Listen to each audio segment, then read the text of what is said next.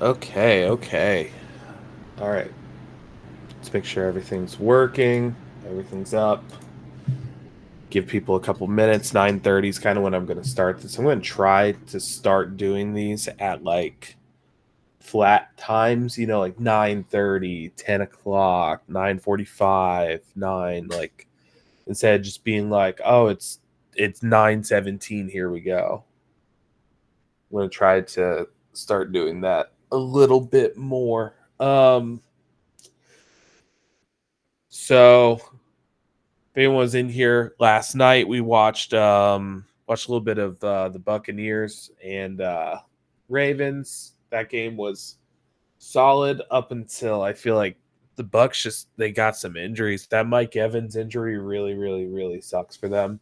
I think that kind of changed the whole trajectory of the game. I think that holding call early as well did. Obviously, they get 40 scored on them. There's a lot of things that go wrong there, but the Bucks were kind of in it for a little bit, and then they just kind of fell apart. Late surge, they put on some more points, but Derrick Henry rips off a couple long runs after being contained most of the day. The typical Derrick Henry, like he needs volume to get going. The same thing we were telling people all off season when they said they wanted Derrick Henry in this offense. You really don't, because he needs volume to get going. He's not, unless it's the Bills and their defense is trash, he's not really going to rip those long runs right off the bat. And you even saw it against our defense, who really struggled. Our defense didn't. They went into that game not playing the run well, and they still contained Derrick Henry right up until the last offensive play before they set up for that field goal. So Derrick Henry is kind of one of those volume backs. He needs to get those 15 to 20 carries, and he's going to weigh on a defense.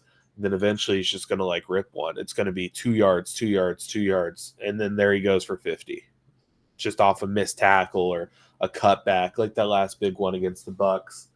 That Chris Godwin injury, I'm sick for him. I'm sick for the Bucks. That's a big injury. It gives McMillan an opportunity to step up, but who knows how long Mike Evans is going to be out. And that fundamentally changes their entire offense. They had one of the best receiving cores, and now they're kind of getting hit by injury. So prayers up for Chris Godwin, and prayers up for Mike Evans, man. Future Hall of Famer Mike Evans. And if you guys were in here last night, you know how much I love Kyler Murray, just randomly. I have no idea. I'm not an Oklahoma fan. I really even wasn't a big Kyler fan in college. I don't know. I just like him. He's also my fantasy QB, which helps. He's my second favorite quarterback in the NFL right now, just because he's on my roster. And the Cardinals get a win. James Conner, he had a really nice game last night. Questionable penalty on Marvin Harrison Jr., it looked like, towards the end there. I was kind of falling asleep. Is late. Trying to think of anything else, but I can't really think of anything. So it's 9:31, so I kind of rambled for a little bit too long, but it's fine. We're really starting at 9:30. So the Eagles played the Giants. It was kind of just a blowout. I don't know how much I'm going to I don't know how much I'm really going to watch of this, but I do think it is nice that last week they played a familiar opponent. Um, does anyone know off the top of their head if Malik Neighbors played last week? I feel like he probably should have. He did? Okay. So they did play the Giants with Malik Neighbors, so maybe the offense looks a bit better. On the scoreboard, it doesn't look any better. He didn't get targeted. Oh, okay. So he's a non-factor. He's doing cardio. Good for him. He got his steps in. Hopefully he's wearing a Fitbit or his Apple Watch. So it's a familiar opponent. We played the Giants 2 weeks ago. The Eagles obviously played the Giants a week after us, and now we're playing the Eagles. I'm trying to think who we have left from the AFC East. We got the Cowboys coming up in I think that's in December. Early December, we got the Cowboys. We lost to the Commanders already. We beat the Giants, and then we got the Eagles. So again, this is for an opportunity to at least go 500 in the AFC East.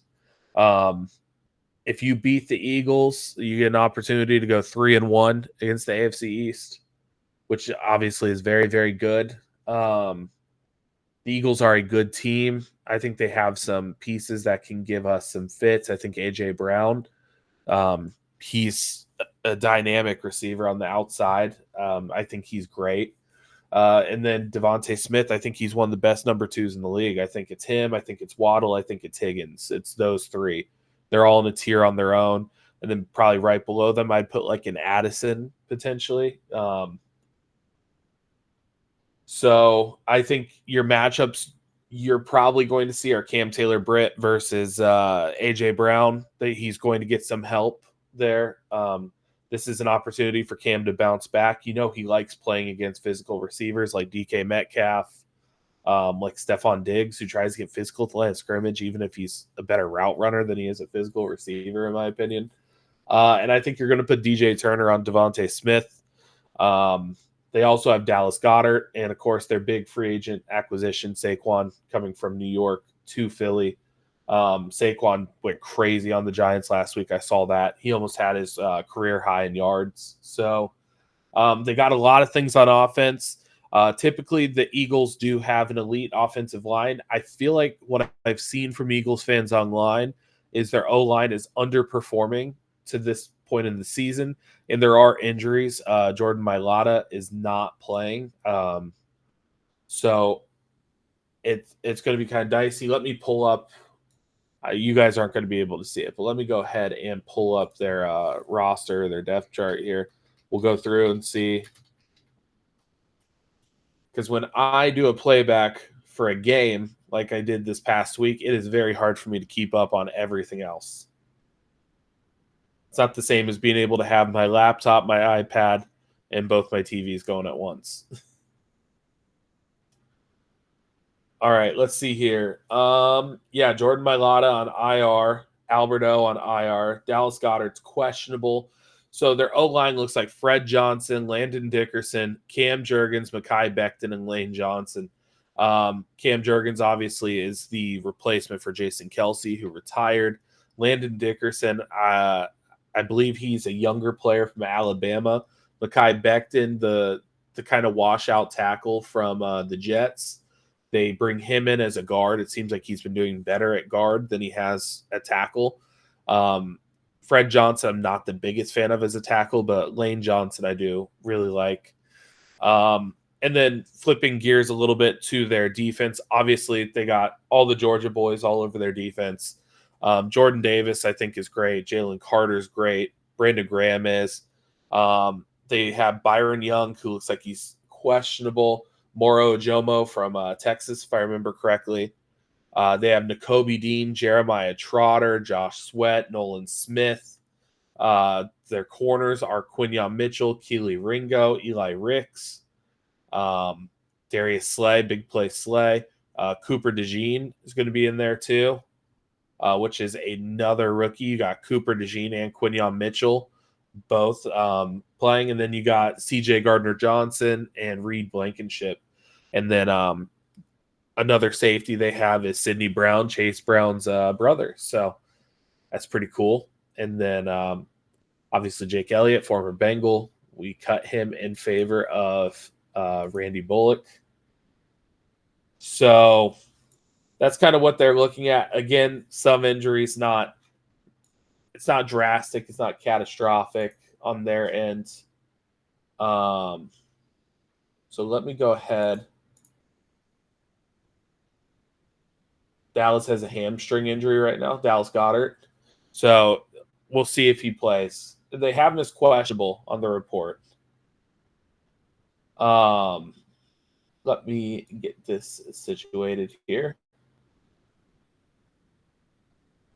If my computer wants me to. I need Jeopardy music for this.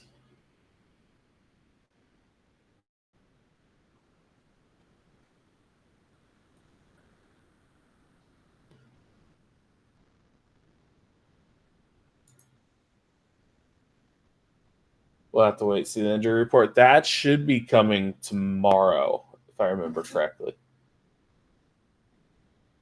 Injury report coming tomorrow. And then obviously there's the Thursday injury report, and then the Friday is the big one.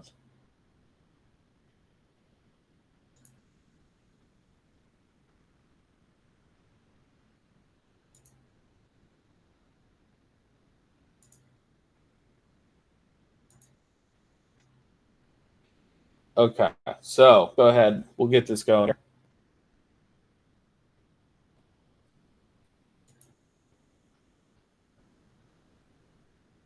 Oh, it's choppy. On a film room. Or is this just my computer throwing a fit? It threw a fit last night if you guys were in here for that playback.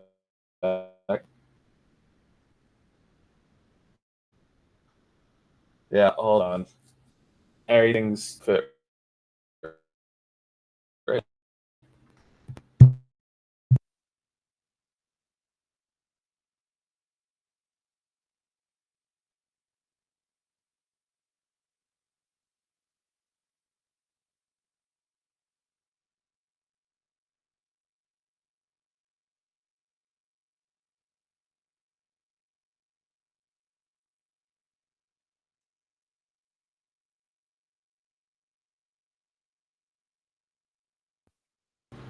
I think it might just be the play glitched. All right, let's see here. There we go.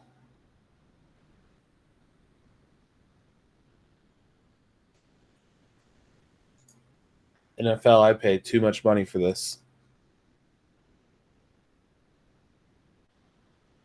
I skip the play.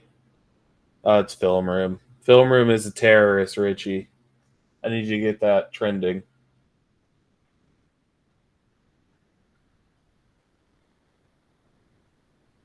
It wants us to watch this touchback. I don't want to talk about Burton, Zach Taylor's. Just chilling, man. I can't speak, but I got some nasty pneumonia. Ooh. We were just talking about pneumonia last night. You need to get better, man. They got you on any medication for that? DraftKings are terrorists.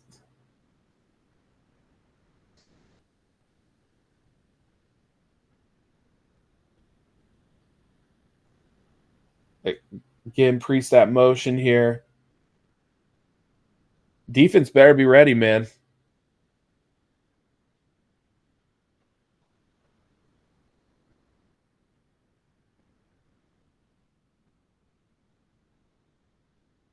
Defense better be ready on these read options. We got burned a couple times by DTR with them.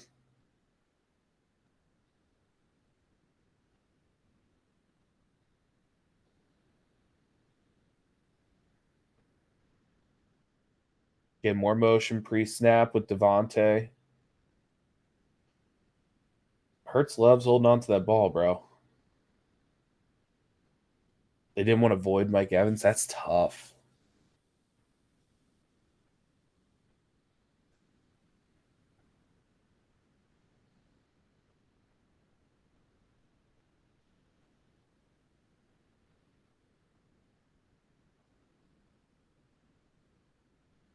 There's that Giants D line going to work.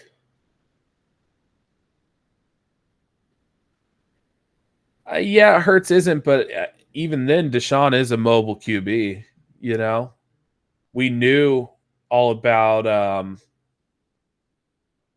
Jaden. He wasn't sneaking up on us. We knew he was mobile. He still killed us on zone reads.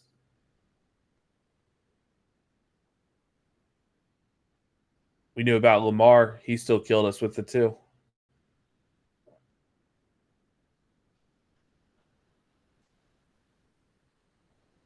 Oof. Saquon just ran him the fuck over.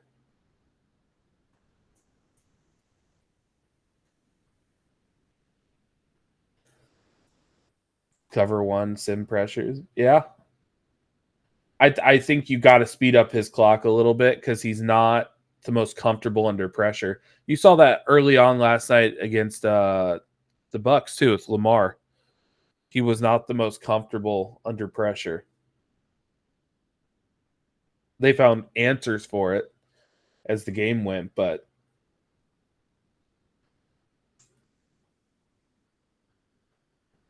I think Mike Evans plays, that might be two teams going back and forth, Chiefs and Rams style.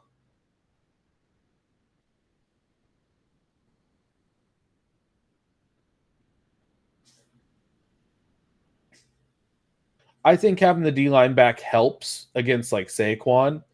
I just don't trust our edges to maintain their integrity against read option.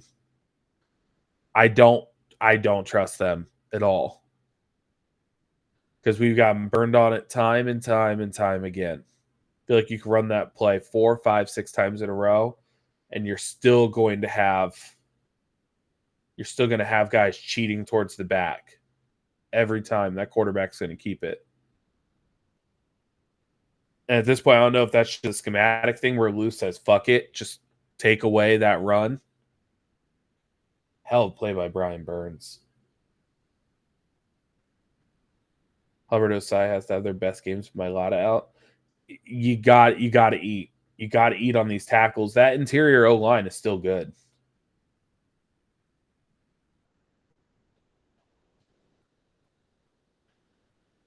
I'm not as scared of Hurts either running as I am of like a Lamar. Obviously, Lamar's a different type of athlete. Hurts can still beat you with his legs.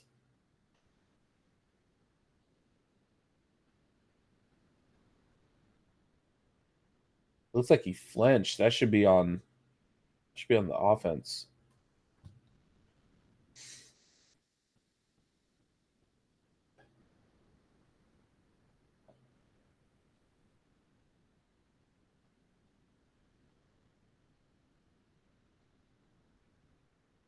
They give that to the Eagles, man. That's crazy.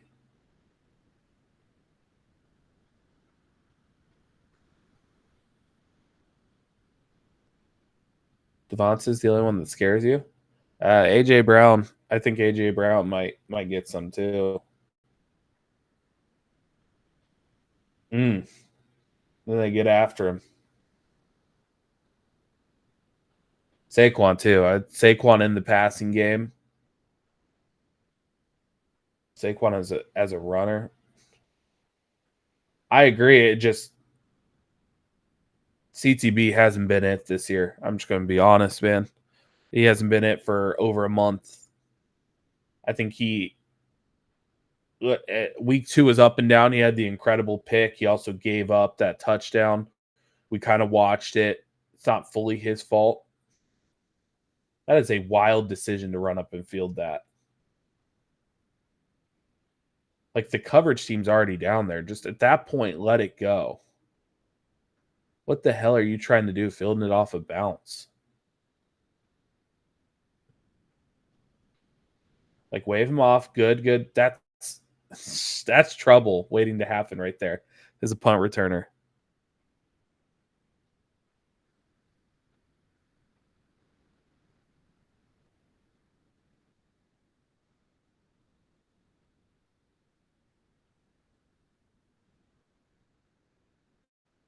Oh, come on, film room. Work with me here.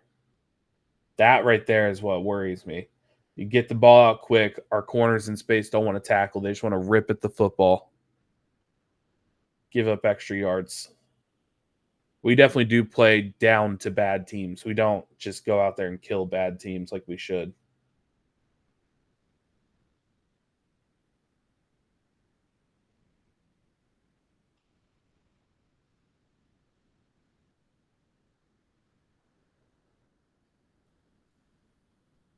Again, the defense has been better. They still haven't fully earned my trust yet.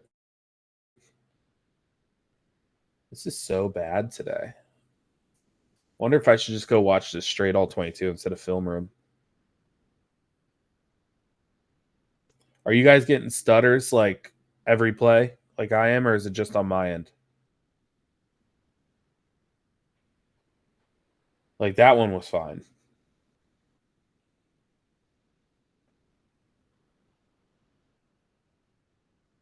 It's doing it a little bit. Okay.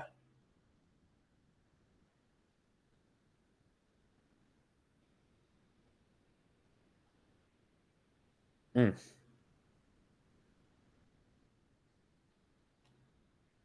Press heavy this game and force Jalen to make throws. See, I feel like we would have done that if we had Dax out there. DJ Turner, I don't like him in a press situation. All right. I'm gonna try to fix this real quick. Hold on. This is terrible.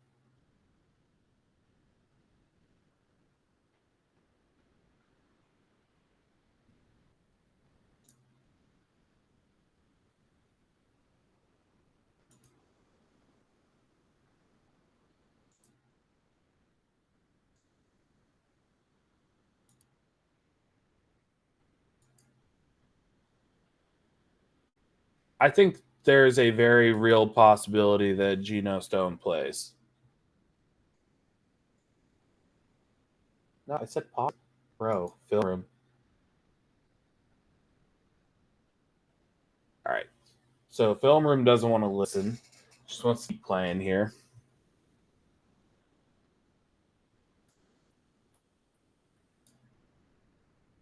Okay. Let's see if that fixes it a little bit. This thing has been a headache today. It's like my dog when he doesn't want to listen.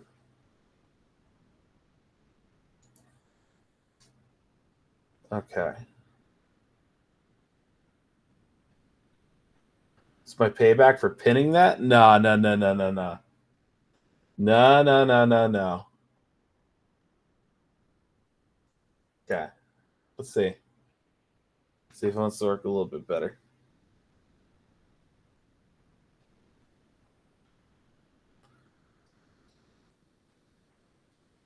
I don't I don't think it's hate for Tyson. I don't think that's it at all. I think he's been on this roster. He's had some injury concerns. We know his value as a special teamer. Like clearly if we're going out and we're signing other safeties year over year over year instead of keeping him around, there's something there.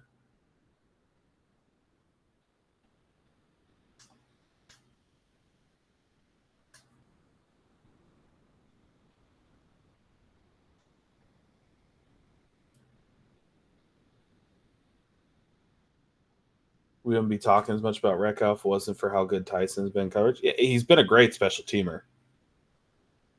I just feel like that's kind of his role right now. Oh, there we go. Is that better? I have no spotlight, so hopefully it doesn't take away from any of the all 22.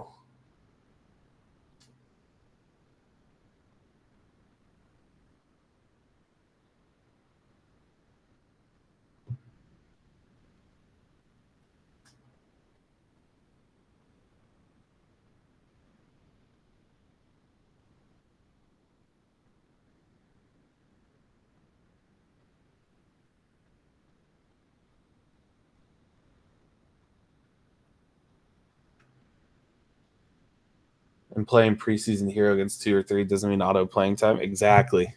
As we've seen with with a certain guy on offense.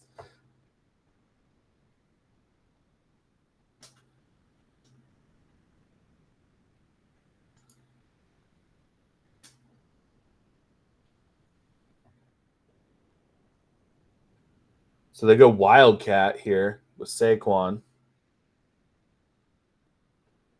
What did they fake the pitch? Yeah, they faked the reverse to Devonta Smith. Giants were all over that. This might just be me. I don't know how you guys feel about it. What's the point of going Wildcat when you have a mobile QB? I understand it's a different type of runner. It gives teams a different look. Man, Giants D line is cooking.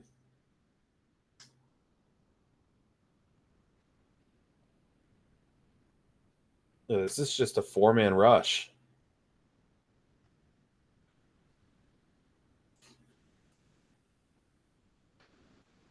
Getting hurt's the only thing. Yeah, I mean, I agree with that. I agree with that. You don't want your QB taking those shots. It's again like if you got a mobile QB, it's like there's for me at least, I'm not designing a lot of runs for my QB unless I gotta have it. But Ohio State used to do a similar thing when we had like Braxton Miller back there. If I remember right, we had Carlos Hyde come in on a couple Wildcat snaps. It's like, what's the point of this when Braxton is clearly a run first type quarterback? It just run his own read. If you want to get the ball in the Carlos's hands, just call something. You're the head coach, Urban. You got this.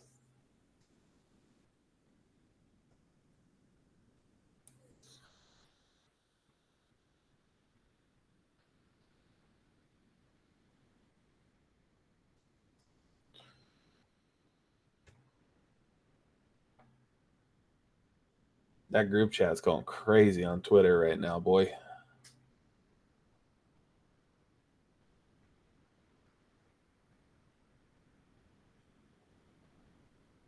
All right, so let's check the down and situation here. Urban was too busy thinking about underage. Urban was never with underage women. Urban was just with women who weren't his wife. Urban is not a child predator. Urban is just a cheater. He likes college women. Not too much on my guy. I don't condone what he did. Uh so we're in the second quarter, 11 minutes left, 0-0 game. Giants D line's kind of controlled this up front. Let's see when it really kind of the wheels fall off because this turns into a blowout real quick. Oh, there goes Saquon. Right on cue as soon as I say that. There goes Saquon changing the game. One big carry.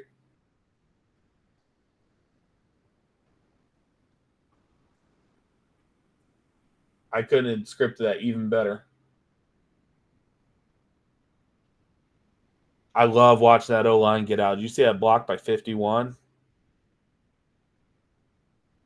See, I gotta get it. I gotta get an athletic interior offensive line. That's what it should look like for us because Chase Brown's explosive like that. We just don't have the blockers for it.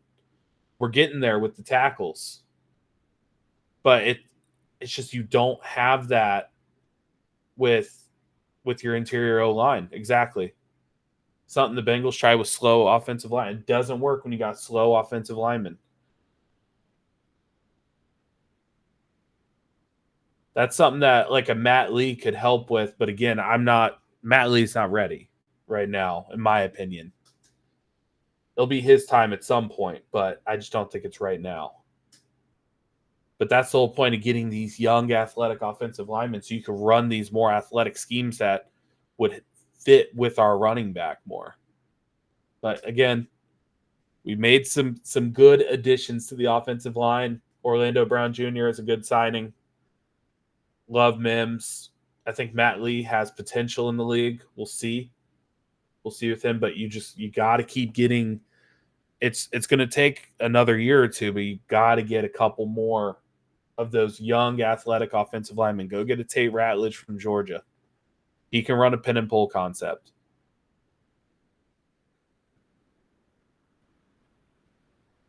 Hell of a push to get Saquon in there. All right, so 7-0. Again, not a blowout. One score game. I also think Chase Brown doesn't set up his blockers well. He's not patient. That's fair. That's definitely fair. And I think maybe like after the season like finishes, whatever happens, happens. But maybe we watch him Chase Brown. I feel like if there's a crease there, he hits it, and if there's not a crease there, he's running into his linemen's backs for like a 0-yard gain. He doesn't. If he feels like the type of guy who doesn't want to take a big loss.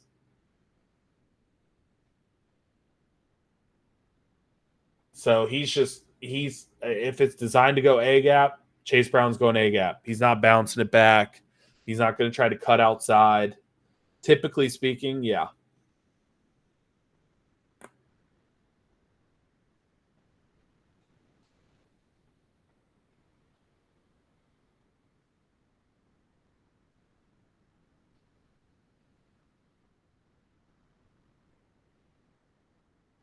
The 10-yard run out of our own end zone is critical. Yeah, it avoided a safety.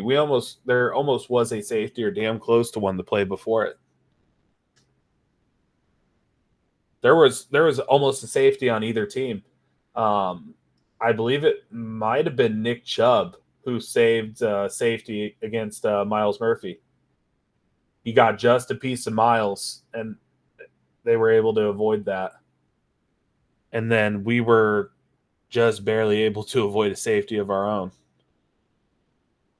Wonder when the last time that happened was, where a team had, allowed a safety and gotten a safety. I think Murphy's already there with big games. He's made some impact plays when he's been on the field. It seems like with his snap count, he's still on a pitch count. They don't want to overdo it. They want to ease him back in. He's getting around 20-ish snaps, like mid-20s a game. Max has a good thread going right now of every snap. He's just going on film room and just cutting it up. And, I think they're going to kind of integrate him as the season goes on. But when he's been out there, even that Ravens game, fresh off, a knee injury that almost was season ending, and he's chasing down Lamar. He's getting in his face. He's forcing incompletions. He just covered a tight end from a 3-point stance. Like, he's made a couple ridiculous plays just off of his sheer athleticism, and he's not even fully healthy yet. And he's not really in the flow of the season yet. Like, he's still, it takes a lot to get back from an injury, not just physically, but mentally. And I think he's preparing. He's still, we'll give him another week or two, and I think we'll really see. He's getting into game shape. He's getting mentally ready. He's getting physically ready. I think the best of him is still coming as the season goes on.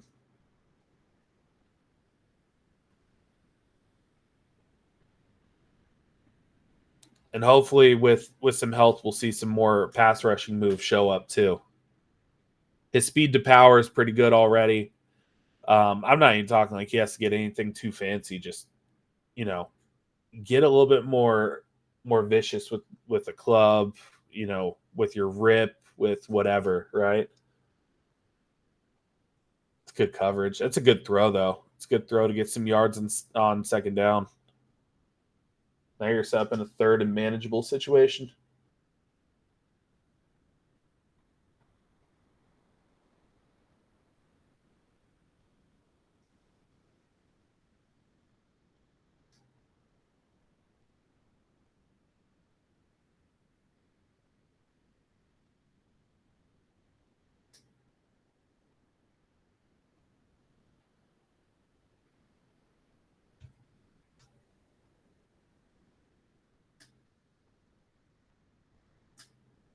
It's a tough throw. That is a tough throw right there.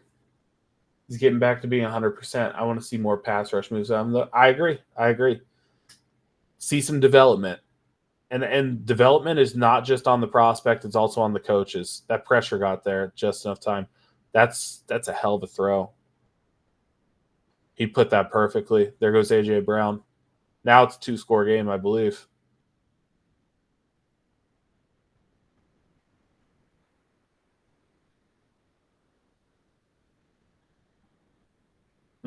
That pressure almost got there. Hey, it's a good throw, man. And A.J. Brown's a damn good receiver. It's a good team.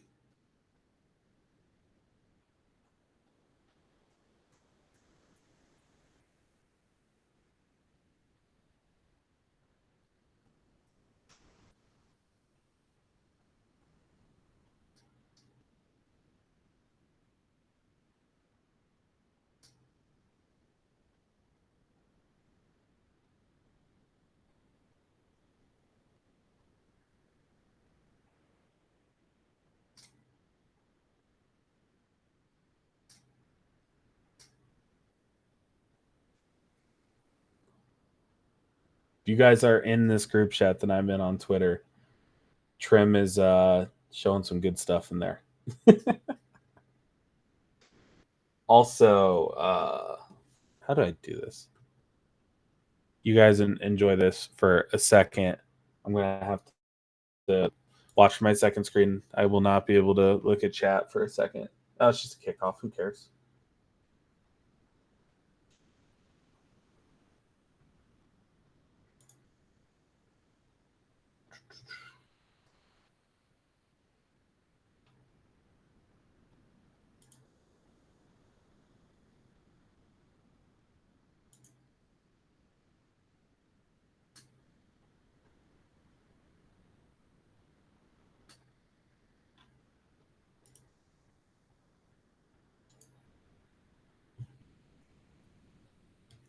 I am trying to find how to invite you guys to a group on Twitter. I have no idea. I have no clue at all.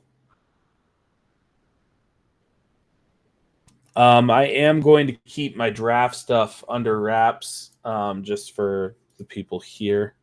Here, I'll just do this one. Let me know if you guys are able to request to join the group off of that. I did make it a private group. I want to keep certain people out. I'll allow certain people in. Obviously, if you guys are here, we're going to allow you in.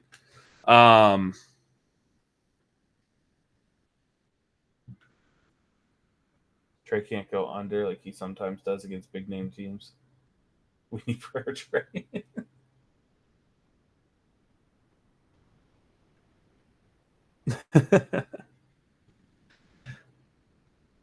Trey looks like he's heating up. There's Dexter Lawrence blowing up another play. Interior pressure. Jalen Hurts kind of goes, and doesn't really know what to do here.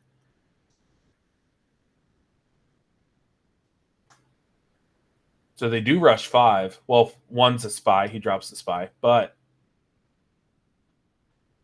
that's the worst pressure for a QB is interior. These guys are so comfortable with edge pressure, needing to step up in the pocket or evade left, evade right. But when that pressure is immediately up the middle, it's so difficult for a QB to process.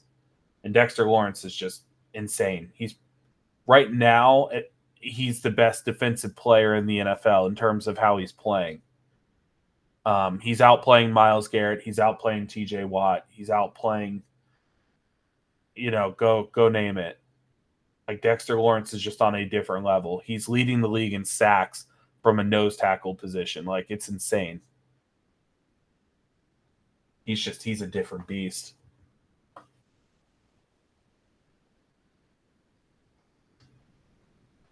You couldn't get into the playback?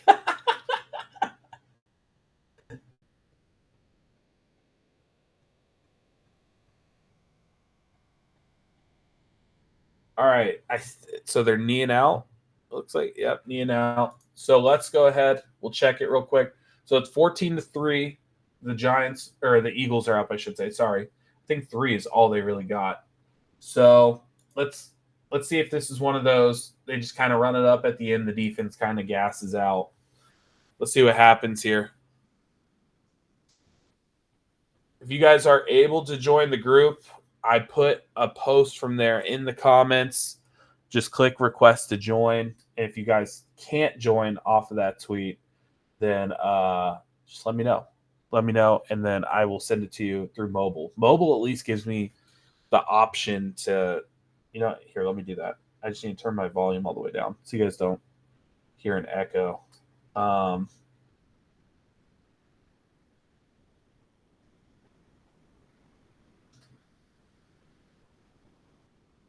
Here we go. This will work.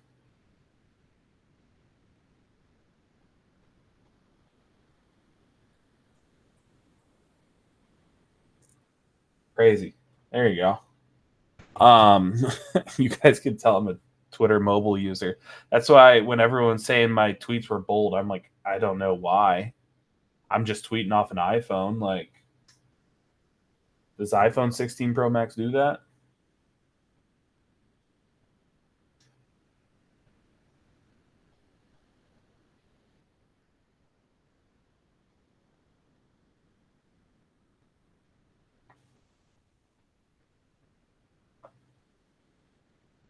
Is that PI?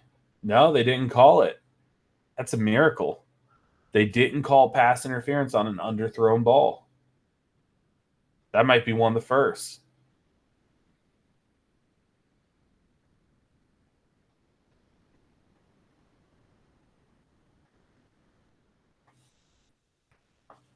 I'm very happy to not see people bailing out the offense or refs bailing out the offense like that. East west instead of going north south. Wonder if that looks familiar.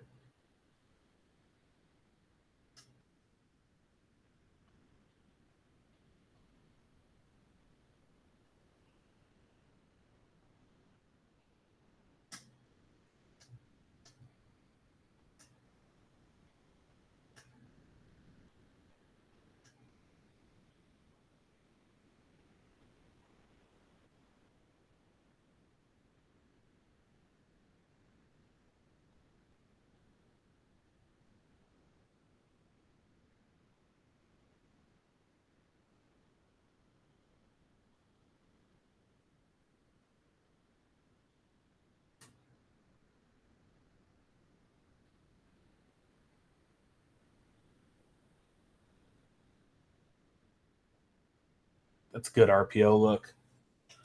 When Saquon's doing pretty well, that's a good RPO look. Cardinals first round pick DJ Humphries, former first round pick, uh, tore his ACL last year. He's visiting with the Giants um, due to Andrew Thomas's injury that just came out. I forgot about that. So this is the Giants without Andrew Thomas, who, in my opinion, was the best tackle in the league.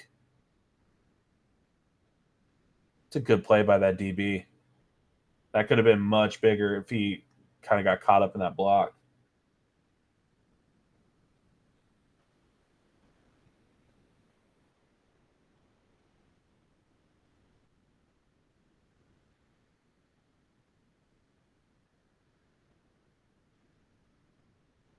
Was that Chris Godwin injury? Was that a hip drop on Roquan?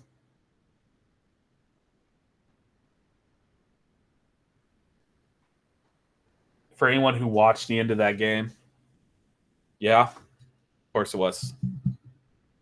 And let me guess, did they throw the flag on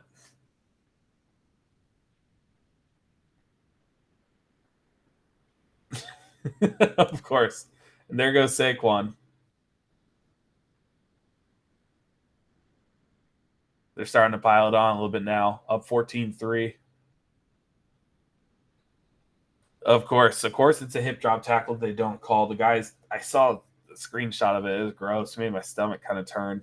His feet like each pointing the wrong way. Said it earlier, but prayers up for Chris Godwin, man. That sucks. That really does suck. And it was in a meaningless moment too. You're down 2 possessions, like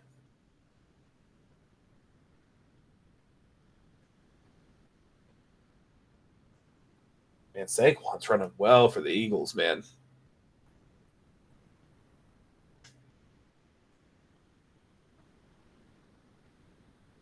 Mm.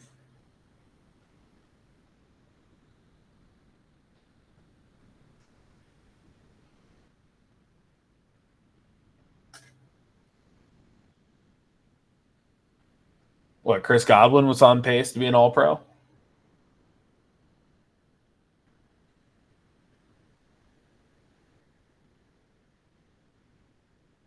That'd been crazy. Yeah, I knew he was balling. I didn't think he was balling like that. I mean, your number one All Pro receiver is Jamar to this stage of the season, right? Not even. I'm not even saying that like bias. Like number one in touchdowns, number one in yards. That's All Pro caliber if he keeps that up until the end of the season. I think Burrow's also going to be in the running for All Pro. If he puts together a couple more good games, just stays consistent. This Giants D line, man, they're so good. Look at Dexter.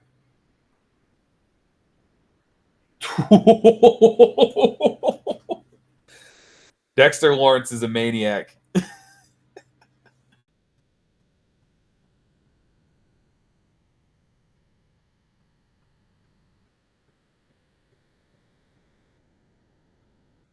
Yeah, that's right. They put two guys on him now. Only rushed three. Oof. Jalen should not have taken that shot.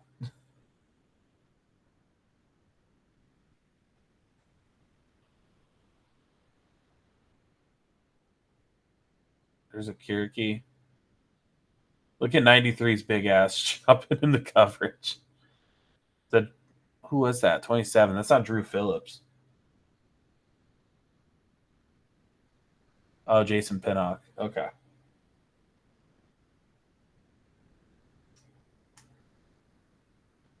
We need Lou to work his magic this Sunday. I think I think Lou's going to have a couple things ready to go. I also just think our health on defense is just it's kind of changed their trajectory a little bit. It was really bad, but it's going to be really bad when you're signing dudes off the streets to play 40 snaps, you know? But we'll see. There were even schematic things in the Browns game that I just didn't like from like a coaching aspect.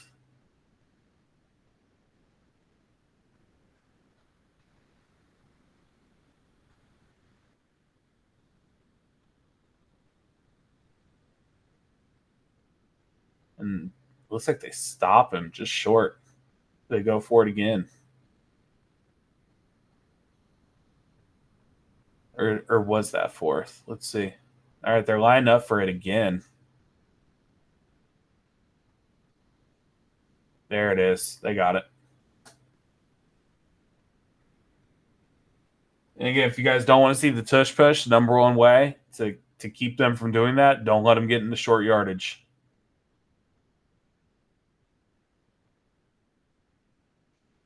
That's it. If you don't want a team to do that to you, don't let them get into short yardage situations. You got to punch them in the mouth on first, second down. Giants defense better than the Browns. I would agree. I'd agree. I think Miles Garrett and Dexter Lawrence kind of cancel each other out.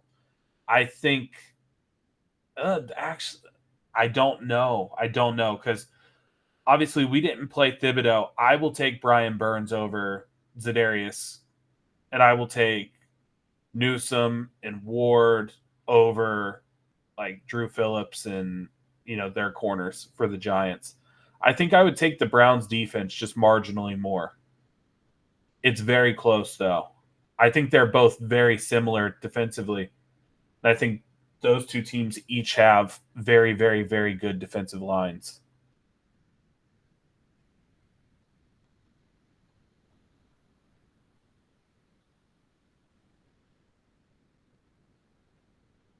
I think where the Browns defense has an edge is in their secondary over the Giants.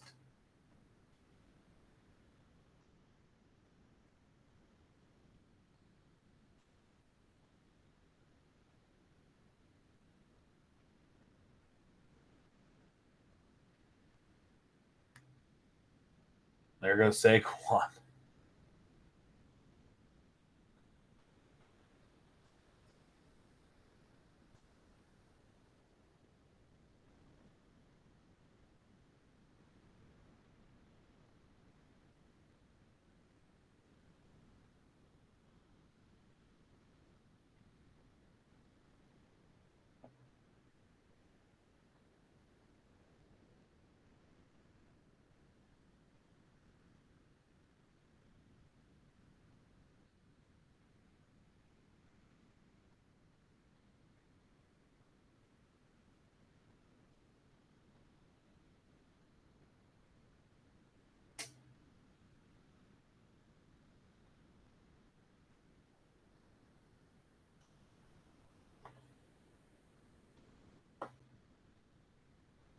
Mm. Is that Gainwell?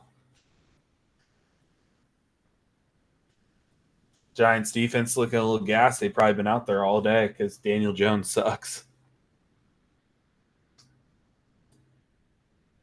Let's see here. Yeah, 21-3 into the third quarter. Yeah, it looks like a little fatigue setting in. Having to go after Saquon all day. Now you got Kenneth Gainwell going at you. And that D line, or not D line, sorry, that O line for the Eagles, they will just lean on you. If they're able to run the ball successfully, they will just lean on you. But the Eagles didn't really do much to the Browns last week either. Again, I was talking about in the group chat last night. I think that Browns defense is still very, very, very good. I think the Browns offense is terrible. I think it's awful. But the Browns defense has the opportunity to ugly up games and to find opportunities to win. And I think the Browns offense will look better with Jameis Winston. No doubt in my mind, unless it's a fire sale and they just start moving guys. I think as Chubb gets healthier, I think as Jameis starts playing, I think that Browns offense looks a bit different because Jameis doesn't have the same ego that a Deshaun has, where Stefanski runs a certain type of system. Oh my God, that was a screamer. Hurts got out of it though. Get out of there. There goes Jalen Hurts, first down. That's a backbreaker. You have an opportunity to get a sack there. But I think the Browns are going to look like a bit of a different team going forwards now. And Jameis brings kind of that Joe Flacco fuck it mentality. And that's kind of what they need. They need to establish a running game. They need to throw play action. And I think Stefanski now doesn't have the pressure of being forced to acquiesce his entire playbook to a quarterback. It seems like he never really wanted. And yeah, I mean, the Eagles couldn't get anything going against the Browns. And I mean, to be fair, the Browns couldn't get anything going against the Eagles on offense. It took Myles Garrett making a Myles Garrett play, blocking a field goal. I think it was right before the half that gets returned for a touchdown. And now it's a 10-10 game going into half. But yeah, I know people are out on the Browns. Their season's done. I don't think the Browns are going to go anywhere. I think they're going to drop some games.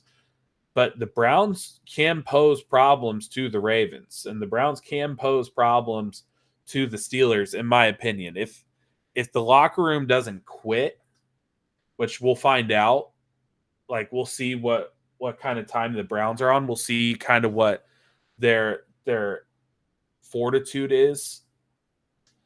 But I don't think that that's a team that is as bad as people are saying it is, at least defensively.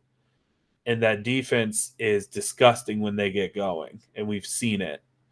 We watched it all last season. And again, last season there was some luck involved.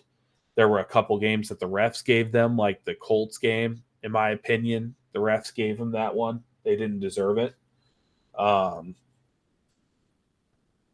But yeah, we'll see. And again, everyone in here, as much as I hate the Browns, we should be Browns fans this upcoming week. They're playing the Ravens, I believe. So you're going to get either Jameis or DTR. And hopefully you're going to get some vintage, AFC North. Just go fuck each other up. Go play some hard-hitting football. I think it's 1:00, so obviously I'm not going to be able to watch any of it because I'll be at the Bengals game. But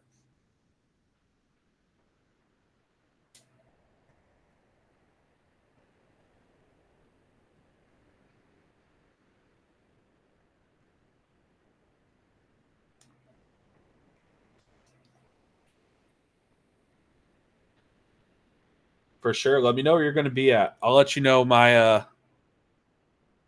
I'll let you know when I get down there. The Bengals and Procter and Gamble are now here at 119. I'm at 226. So we're on like the same side of the stadium, like pretty close. The Bengals and Procter and Gamble are now official corporate sponsors. The team announced P&G will sponsor community initiatives, including the team's girls flag football program. That's pretty cool. Hopefully, that Procter and Gamble money gets us some upfront money for T. Higgins. You think that's what Mike Brown? That's what he signed it for?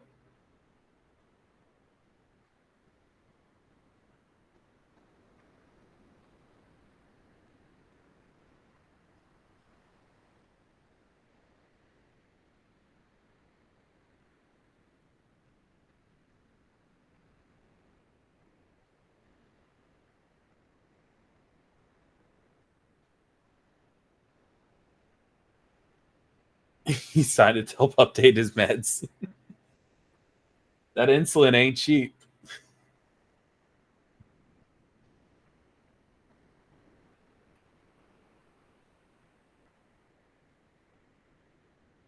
So it's getting a little out of hand here for the Giants.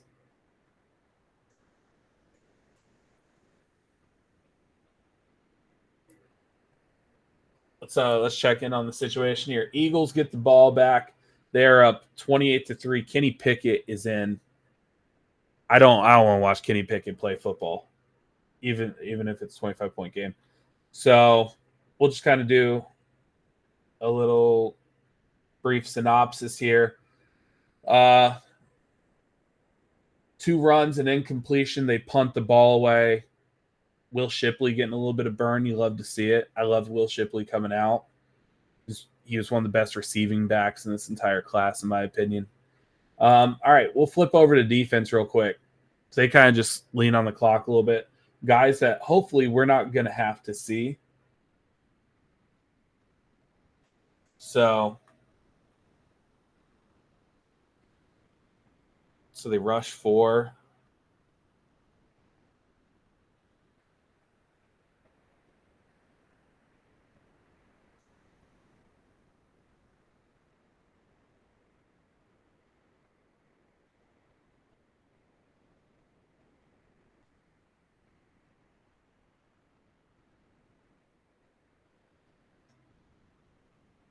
I love how Riddick comes back for us. Hey, we're always going to get everyone's best shot. You can never say people are going to sleepwalk through our game.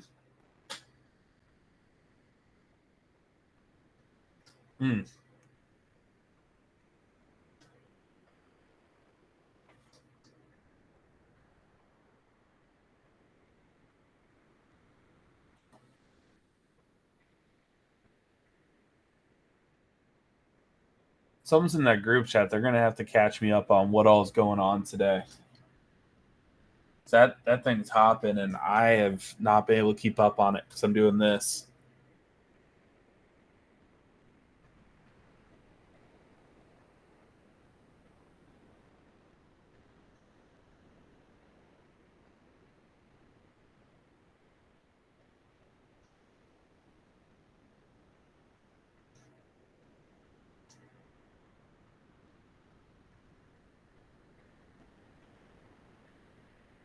I love this design.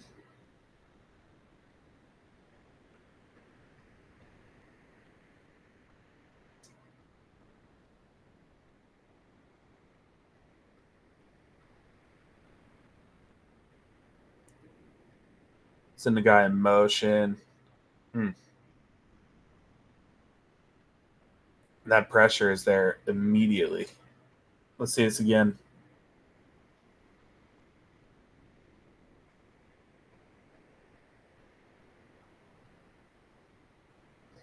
They show the blitz late. Oh my god, do you guys see that? The guard didn't pick that up at all. They showed the blitz late after they had already made some adjustments.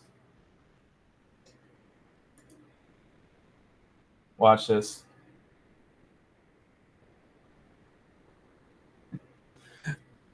Tiger Kingdom, delete that.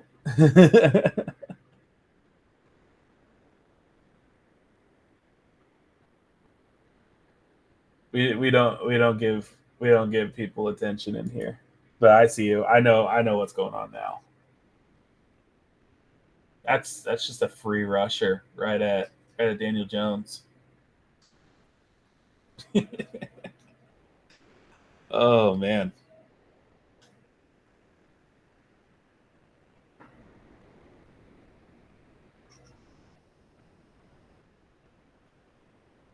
So they force a punt here. I just how do you let N'Kobe Dean get a free run right there? You gotta keep your head like up. Looks like he just like locked in on the double team. I get that it's a slide, but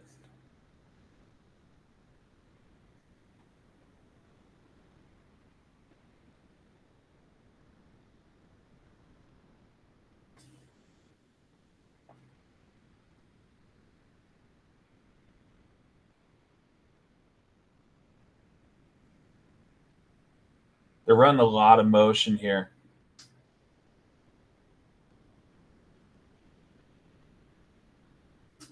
I don't know if this is you guys. I'm not a Giants fan, so I don't know why it does this to me.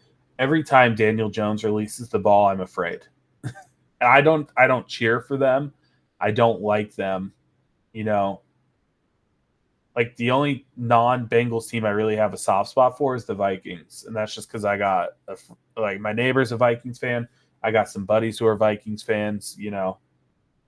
When when Zimmer went there, obviously I was like I want the best for him as long as it doesn't hurt us.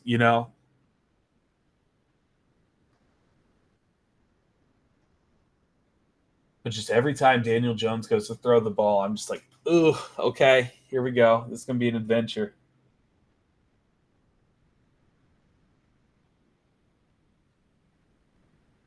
Is that Quinion on the tackle there?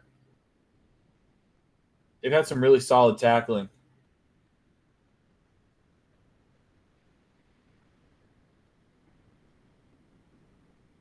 It is. Now it looks like Cooper DeJean there too.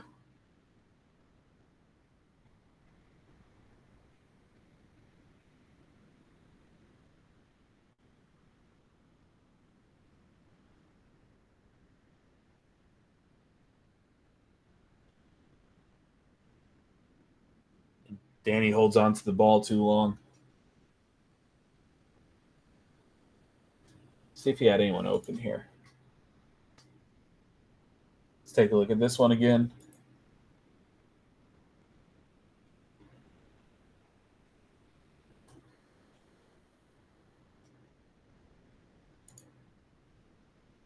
So starts his progression looking left up here. He wants to go here, but he pulls the ball and he ends up taking the sack. Maybe that was the better decision because if he throws that right there to the flat, that might be a pick. Let's see this angle again. Feels like he's just looking left the entire way. Yeah. That rush got there pretty good time too.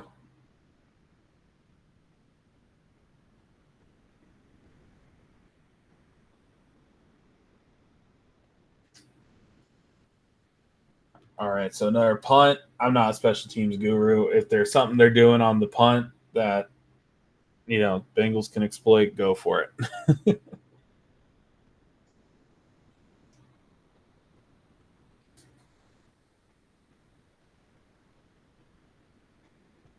It's a good tough run.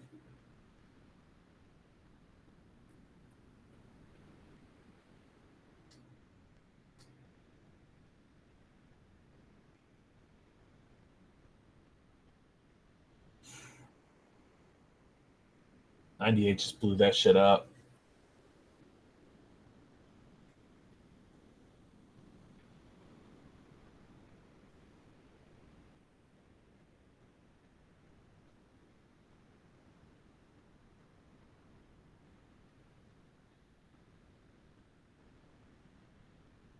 And when all else fails, Daniel Jones on a quarterback draw.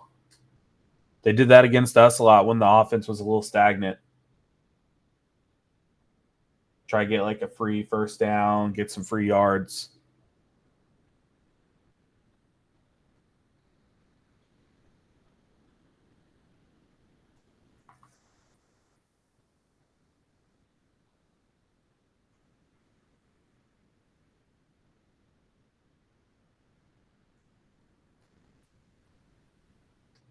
So again, rushing 4, getting pressure.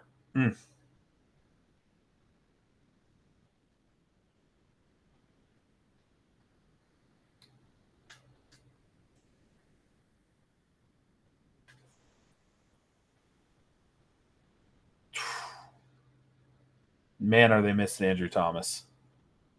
That was bad.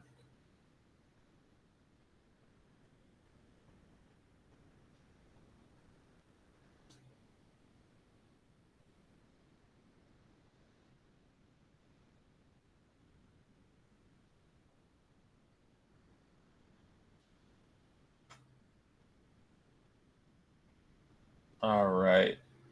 So they make him punt twice here because of false start. That's cool.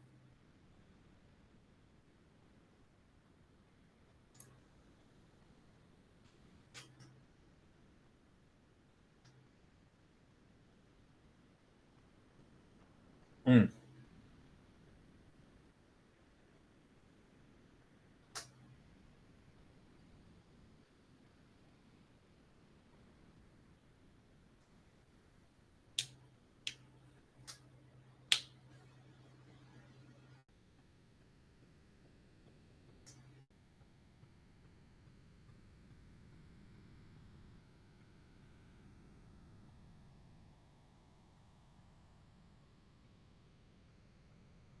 See here again.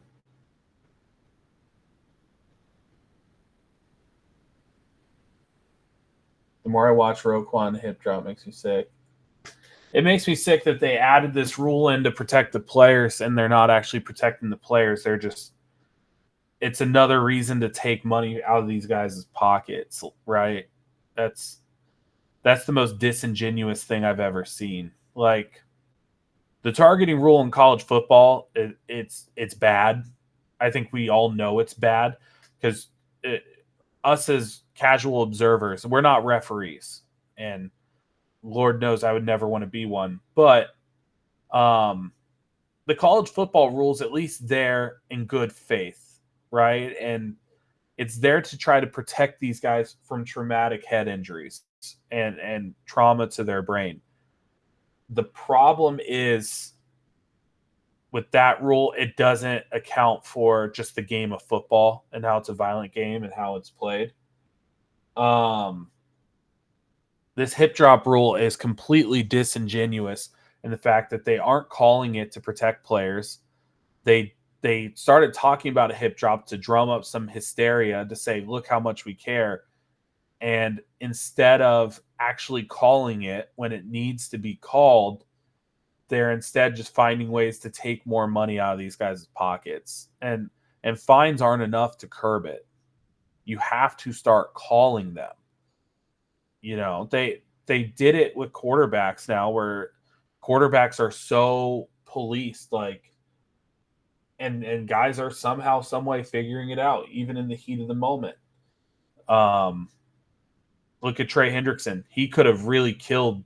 Well, I forget if his DTR Jameis, but regardless, he really could have killed that Browns quarterback. And he decided to put all of his body weight off to the side. He got a good shot, but then he didn't put any body weight on him. He didn't go high. He didn't go low. All that. He followed all their criteria. He took him out to dinner before he hit him, yada, yada. And he did it just right. These guys are more than capable of avoiding like a hip drop tackle. And Roquan last night decided to do his dirty shit. He probably said bye Tampa Bay and all that. Looks like that one's coming back. That was a free play. Yeah, it's completely disingenuous. That's all it is at the end of the day. It's not to protect players. You know, we've seen guys get their face mask pulled, and it caused like stingers and it caused injuries to the neck, and you know it makes sense. We've seen guys get hurt off of horse collar tackles, and you know it's a similar mechanism, in my opinion, to the hip drop, the horse collar tackle. And we watched Joe Mixon lose games because of it. We've watched it again in other situations. I don't know if I'm right on this. When I watched it, like I've only watched the play once. The play that Mike Evans got hurt on, it looked like a similar type of mechanism to a hip drop tackle. He didn't land with all of his weight and like pull him back, but it looked kind of similar. But I've seen it a lot about the Roquan one, and I haven't watched the play in its entirety. I just saw the aftermath of it. But it's disheartening knowing that the league is not actually trying to protect players, but just fine them and take their money. Like, it's a gladiator sport. These guys are already out there risking their health week in, week out. And, they're having, they're having to fight for everything right now. And, just protect the players, man. And the NFL has a sketchy history of protecting their players. That's all I'll say. At least college football, due to the fact they weren't getting paid, there is no fine system. So everything they did was, at least in my opinion, in good faith to protect them. World War III happening once again in Bengals fandom. And we're just in here in our cozy little corner watching some All 22. There's always World War III. There's always World War III.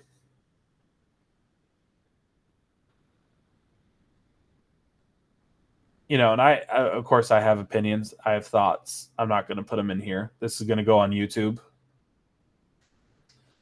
So, and you guys know me. You know my opinions. You know my thoughts.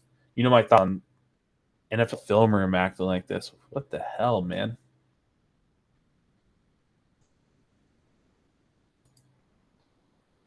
We need a charity boxing event.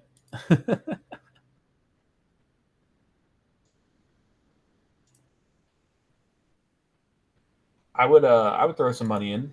I'd throw some money in for it. The issue is, and this is the only thing I'll say. The issue is it's the internet. It's the internet, and it's some people. Some people, their entire identity is wrapped up in being liked online, and obviously we've had incidents in the past, and I was involved in a couple of those incidences, and I wasn't the aggressor in the situation because, again, I don't really care. What does arguing with some rando online do for me, right? And if people, again, I had someone who's more than likely involved in some way in this World War III. I've had people hop in my DMs and threaten me. And again, if you want to threaten me, then just come threaten me. Don't do it online. That's the easy way out. Come do it in person. If you're feeling froggy, then jump. I just don't have time for it. I got a wife, look, Kyrus, I will very nondescript explain the situation. I called someone out. Someone used homophobic language towards me, which, again, I'm personally not gay. I'm married. I have a wife. I do support people being who they want to be. And person involved in that situation had a lot of questionable racial tweets in the past regarding George Floyd and BLM and other significant movements of our time. And they happened to be white, and they had some skewed opinions on it. And, I made a couple comments on it, and that person didn't appreciate it. But I also don't appreciate people, watching, these pro sports leagues that are filled with African American people and people of different ethnicities, and having a plantation mindset when watching it, treating these guys just like treating these guys like they're yours, like you have ownership. I'm not in favor of that. These are human beings. They're human beings before they're athletes, and you know, and again, I don't like getting involved in all the political stuff. I have my own thoughts. I have my own opinions, and everybody else does. And opinions are like assholes. But talking bad about another race of human beings is never going to sit right with me. So people don't like being shown the light and being called what they are, and that's all there is to it. If you took off the Klan hood, then maybe you'd see the light of day, and I'd take you seriously. Why I never understood people calling players out of their names when you don't know a damn thing about them besides their jersey number. Exactly. Exactly. I mean, and if you're going to criticize a player, keep it football. Keep it football. Like, don't. I'm not going and sliding into other guys' DM saying you fucked up my parlay, or, I'm not atting dudes, any of that shit. I did get blocked by Deshaun Watson. I didn't even tweet him or directly at him, I believe. I think I just said 27 cases with a crying, laughing face, and he blocked me. That's a badge of honor, though. But these guys got families. This is a job. This is their paycheck. If you want to criticize these guys, keep it football, keep it fair.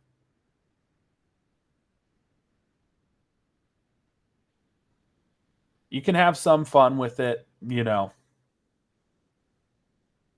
Lord knows I have fun with this football stuff. Some of it's memes, some of it's, I didn't like Brad Robbins for threatening him and his family's insane to me. Exactly. Threatening these guys, like, I didn't like Jonah Williams. I never liked him at all, and I jokingly called him a terrorist all the time. But I'm not out there in the guy's DMs. I'm not messaging his wife. I'm not wishing ill upon him as a human being. I just think he's not a good football player.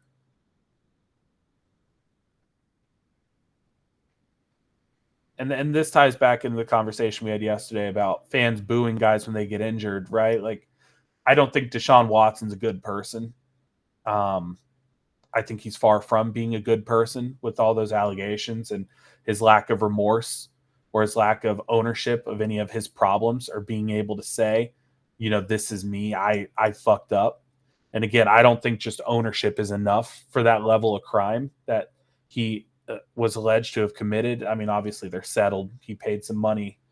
But I don't think ownership is enough in that situation. But regardless, I'm not the judge there. I'm not going to wish harm on a guy because that's not my responsibility.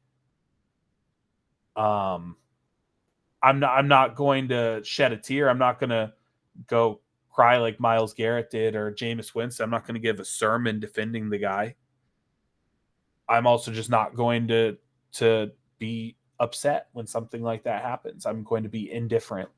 And that's, I think, something a lot of people hopefully learn with this football thing. It's okay to just be indifferent. Again, like I said, I had a guy threaten me in my DMs a couple weeks ago. He wants to act like it's a W because I showed the maturity to not want to stoop to someone else's level to use racial slurs and homophobic slurs and to try to get in a fight. I'm too old to be getting into fights on the internet. I've been in enough fights in my life. I grew up playing hockey, man. All I learned was fighting. I played football. You think locker rooms are the greatest places? You think two-a-days and 100-degree heat's the best thing? You think you're not going to fight?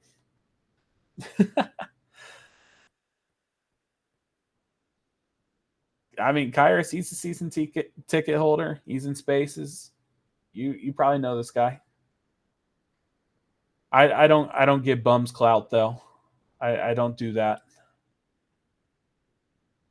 I appreciate it though. Oh man, yeah. again, it's gonna take more than calling me a bitch to get a rise out of me, bro. I grew up in a locker room. I've been called so many fucking things in my life. I fought so many times. My wife makes fun of me. I got a scar right next to my eye from where I took a hockey puck to the face, and she's like, "Do you remember like what it felt like?" And I'm like, "Not really." Like I was too pissed off. I was just bleeding and I was angry. I've fucked around with some dudes who are in the NHL, man. Like these guys are tough. These guys are no joke. They fight on skates, and they play 60 minutes. They basically play 82 football games a year. Those guys are next level tough, and won some, lost some, had a good time. I go party, and then I would go out there and I would go fight someone if they got too close to my goalie, or if it was football season. If it was a little hot and I wasn't feeling like the second half of two-a-days, you best believe I'm getting in a fight to get kicked out of practice. Get the intensity up a little bit. Just let me go to the weight room. It's at least air conditioned in there, man. I don't want to be out here in 100-degree heat when it's muggy in early August, late July. Fuck all that noise. It's a good timing throw by Daniel Jones there. There's Malik. Kyrus, were you ever like that? Did you ever want to fight to get out of practice? Them two-a-days sucked.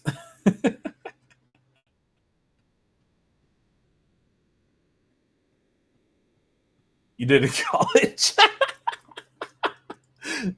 I wasn't good enough for college football. Cards on the table. I was not good enough.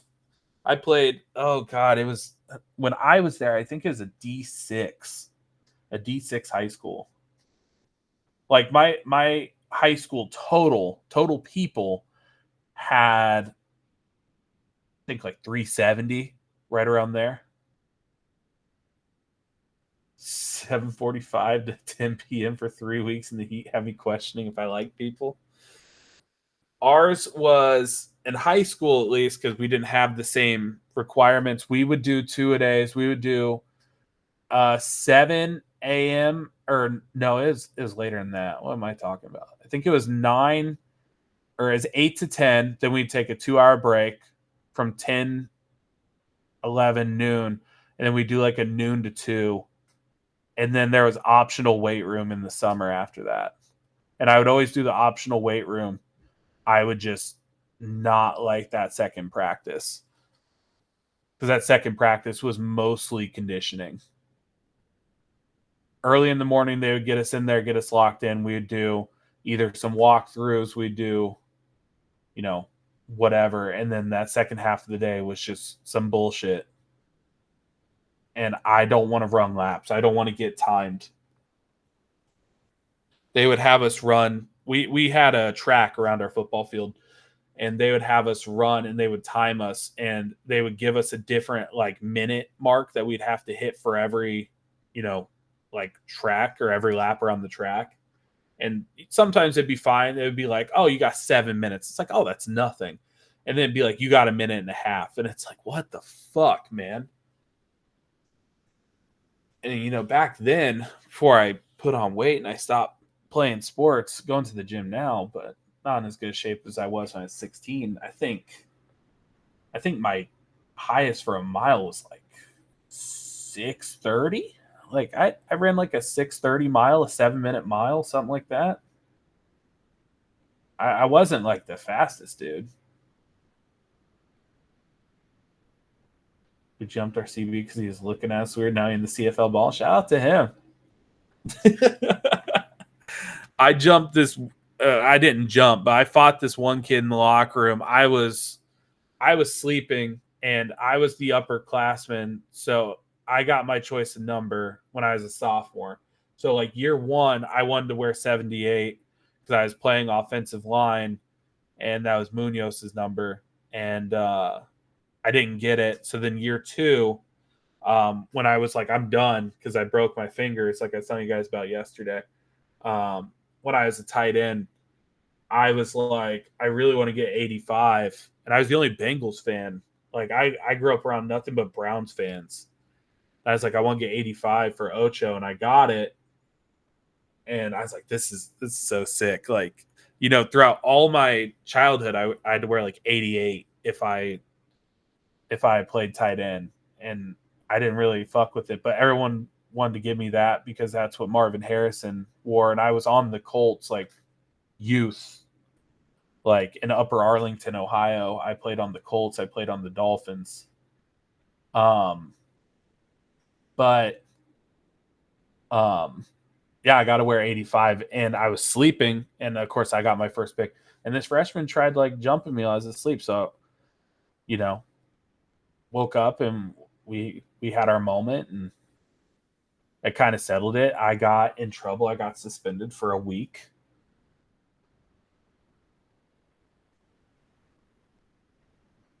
Shit happens though, man. Locker rooms are fun. That's the one thing I think I miss the most is locker rooms. In terms of just like the interactions and like hanging out with your friends all day, like shit you can't really do. Just fighting on a moment's notice because you're just like 14 to 18, and dudes just love to fight at that age. Bro, I had a crazy locker room fight with an underclassman my senior year. Dude, the locker room fights were always great because you didn't have to worry about like some douchebag English teacher like breaking it up.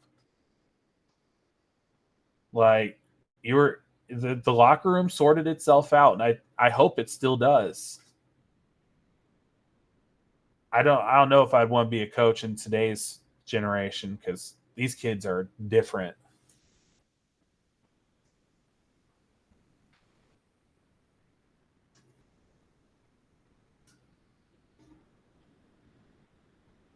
Dude, the Giants are like so far behind on offense that it's just like there aren't any real observations. They're just rushing 4, dropping 7.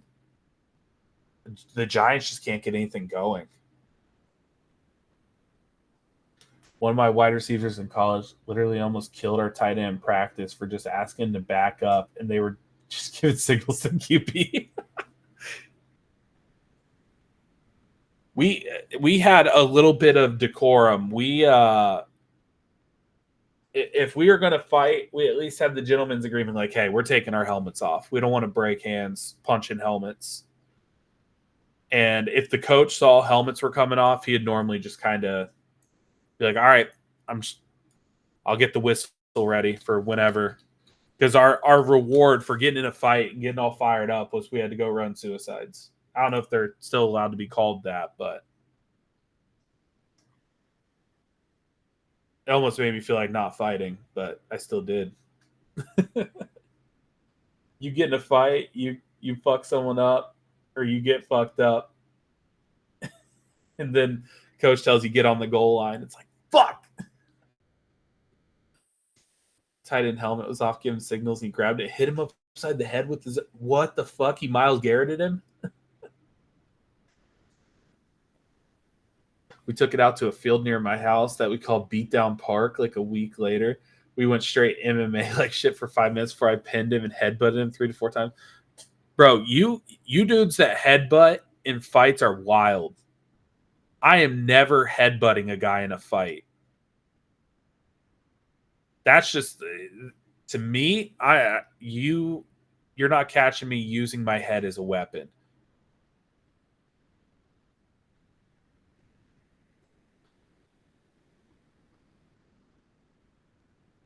Think I want to crack my skull trying to hurt you? Fuck all that. Let's see a score situation. I haven't checked in on because we've been fucking around here. 21-3, middle of the third quarter. Giants are down 18. 3-possession game here. He's now an assistant coach, never played football again after getting a concussion. I fucking believe it. Oh, I regret it, bro. I nearly knocked myself out doing it, but into that shit right there. See, like I watched UFC and I realized like shit, your hands are kind of fragile. Like your fingers will break pretty easily. But if I just fucking elbow someone in the face, like if I got someone on the ground, like I wrestled and shit too. I wrestled, I played football, I played hockey. And if I can get someone to the ground and I can elbow them, they're not gonna want it, right? The odds of like, you know what I mean? If I miss a punch and I punch the ground with the force I'm hitting at, like I could fuck my hand up seriously. You wrestled through college. See, I wasn't good enough. I wasn't good enough to wrestle through college. I'm gonna pull up to like a Bengals tailgate with everyone I got beef with, and I'm just gonna like pay Kyrus off for the day, and we're just gonna go fuck everybody up. I don't fight fair. You're getting put on ground. Same. I'm not gonna be like, again, like unless I'm getting jumped or it's a life or death thing. I'm not gonna like. I know some dudes will like kick guys in the dick and stuff like that. I'm not in favor of that. But if it's a straight up like we both want to fight here, I'm putting you on the ground. I'm fucking you up. I don't care. I'm shooting the double leg. I'm getting you on the ground. And like I said, I'm not throwing fists. I don't want to break my hand on the pavement or whatever. I'm hitting you with elbows. I'm beating the fuck out of you with whatever. Yeah. Double leg, feet looking at the sky. They low key, as soon as they hit the ground, a lot of these guys just turtle up. They don't know what to do. They don't like being put on their back in a fight.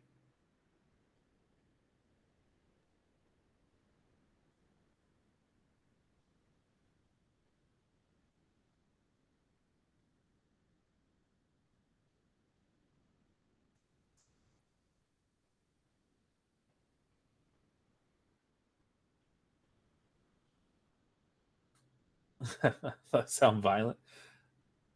Look, man, fighting is an art form and it's also a form of violence. I mean, if you go watch some of these really good UFC fighters, like it's incredible watching them. Like watching some of these guys like who are actually aggressive when they grapple people, it's an art form. Or watching like Pereira, watching that dude fight, it's poetry in motion. Like everything is just like it's got a purpose that he does.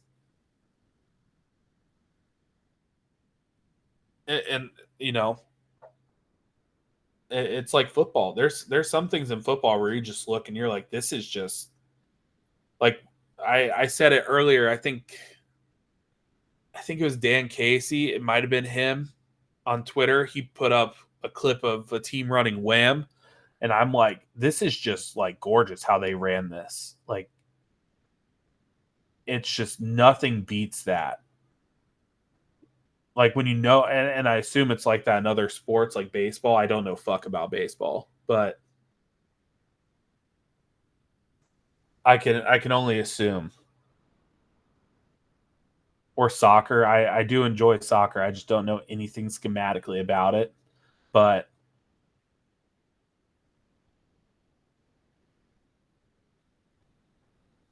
now watching the Giants is not it's not poetry. It's pretty painful. Soccer, yeah, man. Soccer's a cool sport. Soccer's cool, and the best part about soccer is a lot of times it'll carry you through the off season. I am not about to watch baseball or follow baseball.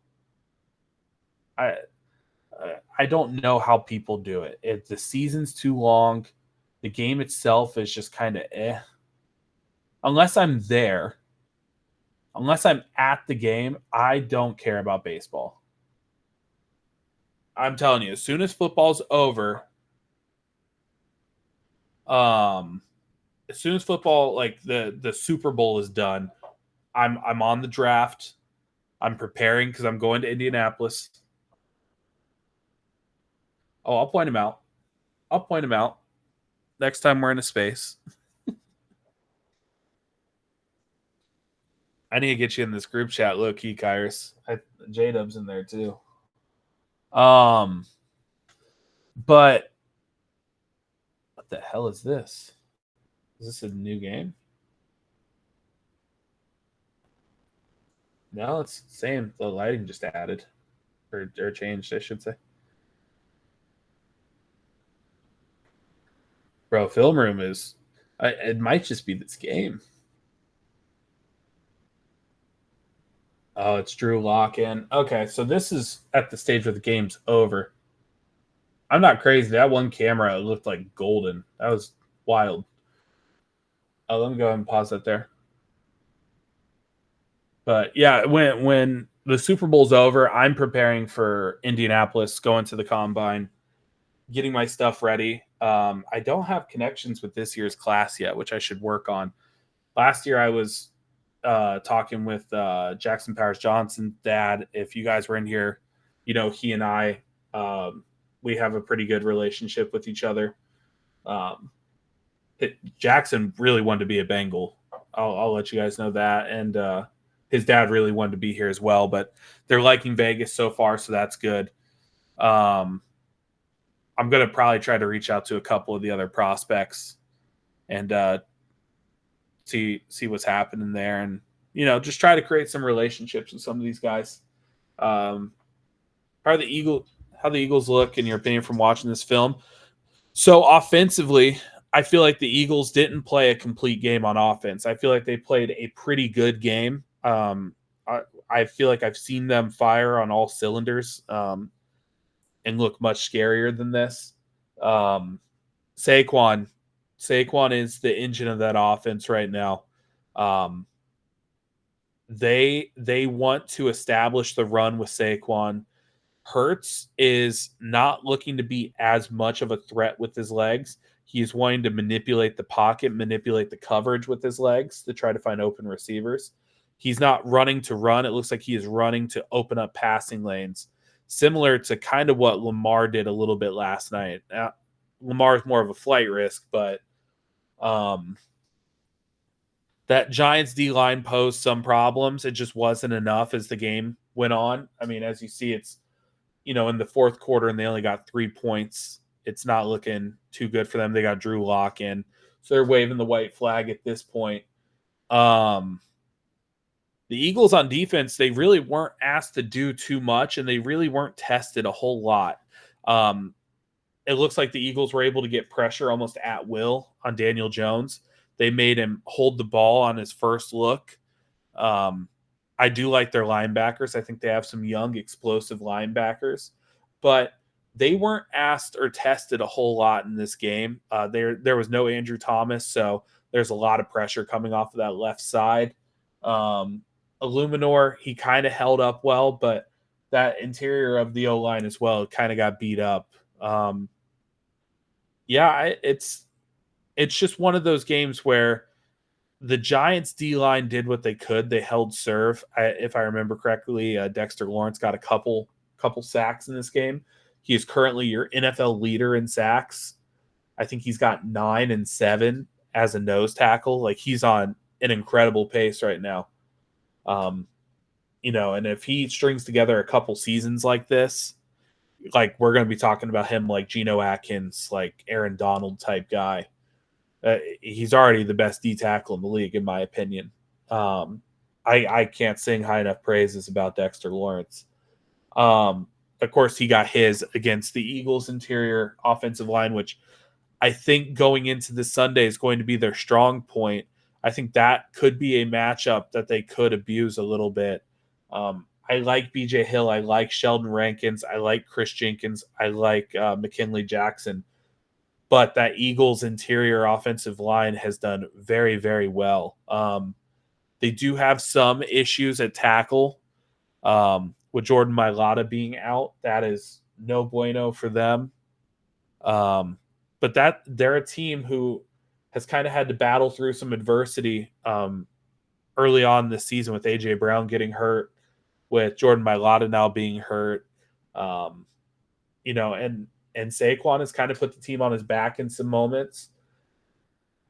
They didn't look great against the Browns. They did enough to get the win. It was a close game. The Browns really didn't pose any threat on offense to the Eagles defense, but the Browns defense was able to kind of neutralize the Eagles offense. And in this game, they're returning to form a little bit. You can see them starting to pick up a little bit of steam here. The big thing for the Bengals, and it's a broken record at this point, but you got to win this game in the trenches on both sides of the football. And Jamar Chase is amazing, T. Higgins is amazing, Joe Burrow is amazing, but football at its core, and in general, is always going to be won in the trenches. Like 95% of games, the team that does better and on the offensive and defensive line, they win the game. And those 5% are really just Joe Burrow magic moments, right? So I think neutralizing Jalen Carter is easier said than done. I think the Eagles do have some fun young DBs. Quinyon Mitchell being back there, Cooper DeJean.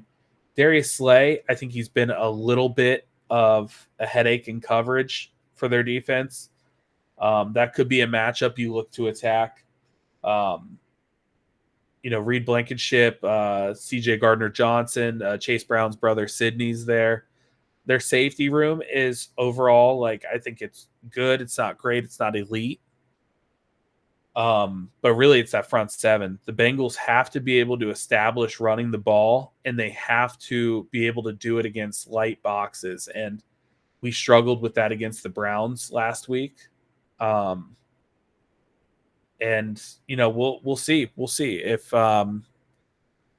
Orlando Brown's out. I think it gets infinitely tougher when you got Nolan Smith, Josh Sweat. You got all these guys who are going to be coming at Cody Ford. And then defensively, if there's the one thing I think is going to pose a problem, it's going to be Saquon.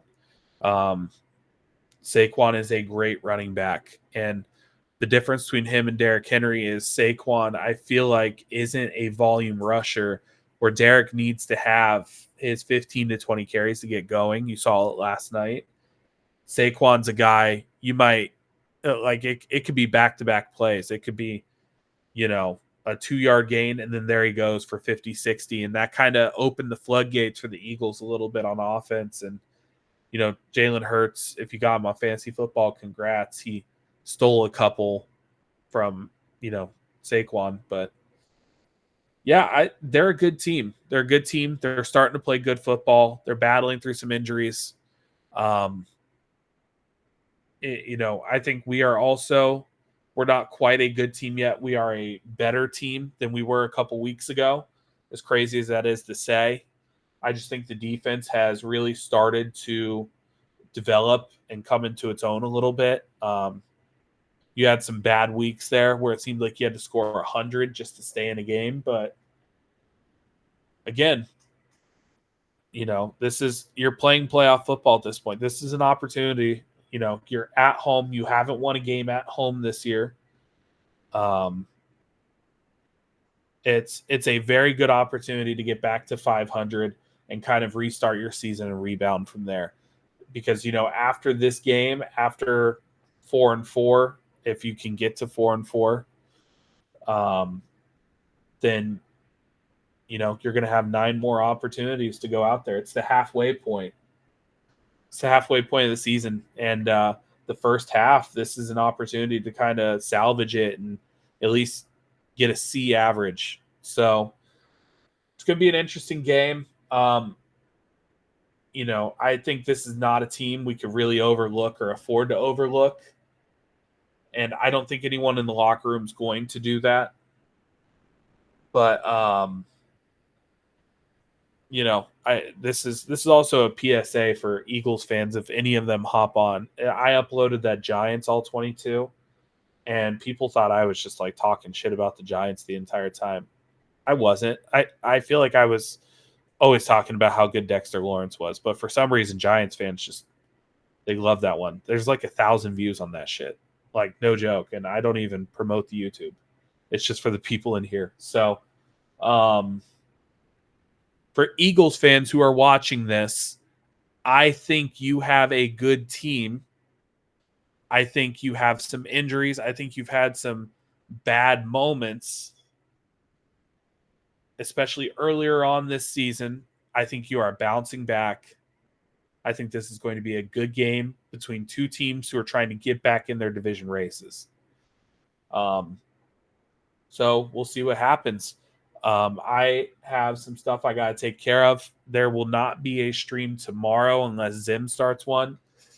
Zim could even start one today, and I might hop in to kind of keep posted for that.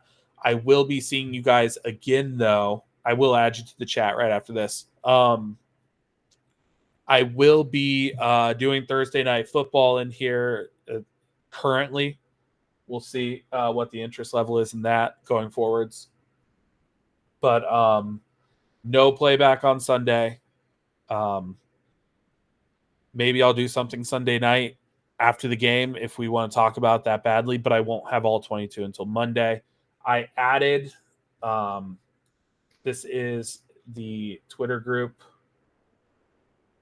Let me go find it real quick. I put it in the chat. Let me put it here real quick. This is a community. I am going to be dropping stuff in there. I'm going to eventually stop sharing tweets from outside or from inside the group to the outside. I am going to start doing group exclusive things. It is not a subscription. I know Ace has subscriptions. This is just a free group. I'm going to be putting some draft content in there as that kind of starts going, and I'll probably be doing some all 22 clips and stuff like that. And I'm going to give everyone in there an opportunity to just kind of in a safer environment, free from other Bengals fans who people may or may not appreciate. We're going to give you guys kind of a good area to just put your thoughts out there. We're not going to pull receipts on anybody in there. If you guys want to crash out, it's kind of a safe space to crash out. Just make sure you're not sharing it to your timeline as well. So, Kyrus, I'm going to get you in there. But, all right, guys, Hoo Day. And I'll see you on Thursday.